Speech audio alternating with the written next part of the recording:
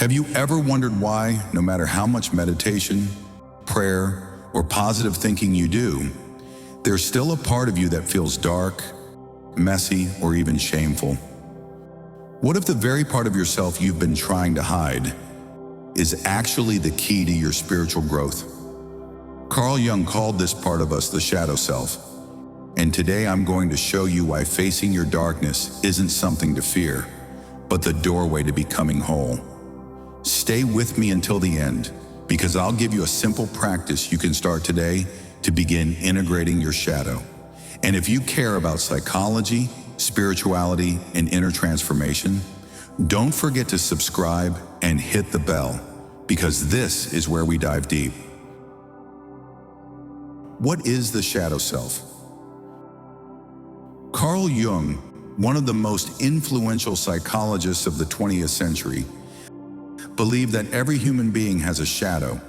The shadow is the hidden side of our personality, the thoughts, emotions, and impulses we push away because they don't fit the image we want to show the world. It could be anger you don't want to admit, envy you hide behind a smile, or even positive qualities like creativity or power that you suppress because you're afraid they won't be accepted. Jung said, "Everyone carries a shadow, and the less it is embodied in the individual's conscious life, the blacker and denser it is." In other words, the more we ignore it, the more it controls us. Why facing your darkness matters spiritually. Now here's the spiritual twist. Every major tradition speaks of light and darkness. In Christianity, it's sin and redemption. In Buddhism, it's ignorance and awakening. In mythology, it's the hero descending into the underworld before returning transformed. Jung saw the shadow as that very underworld. If you want to awaken, if you want to grow spiritually, you can't bypass it. Because when you repress your shadow, it doesn't disappear. It leaks out. It shows up in your relationships as projection. It shows up in your spiritual life as hypocrisy. It shows up in your mind as anxiety, guilt, or even spiritual arrogance.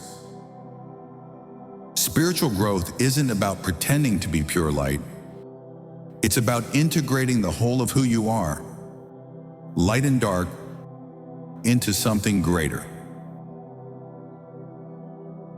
So here's my question for you. What part of yourself are you most afraid to admit exists? That's usually where your shadow's hiding. The gift hidden in the shadow. Here's the paradox. The shadow is not just your darkness. It's also your gold. Maybe you were told as a child that being assertive was rude, so you buried your confidence.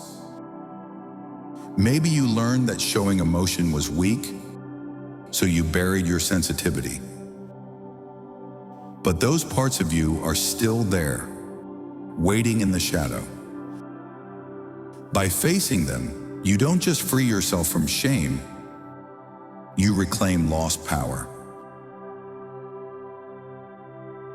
Jung said that one does not become enlightened by imagining figures of light, but by making the darkness conscious. That's the work. Not running away, but turning inward with courage.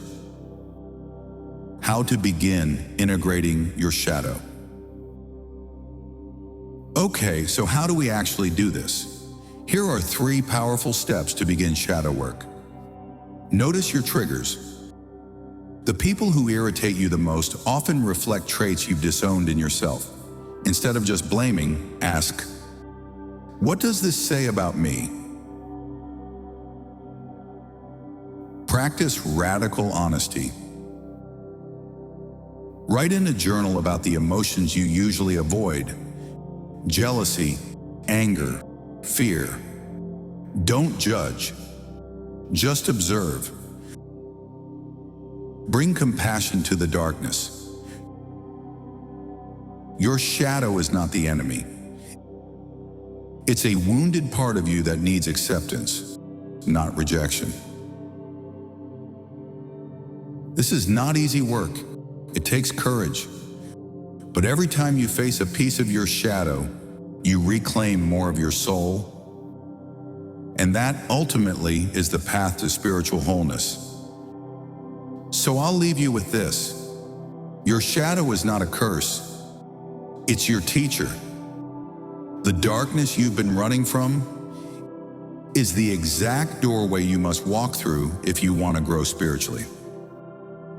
Now, I want to challenge you tonight before you go to bed.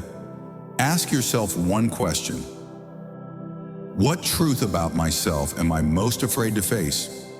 Write it down. That's the first step to integration.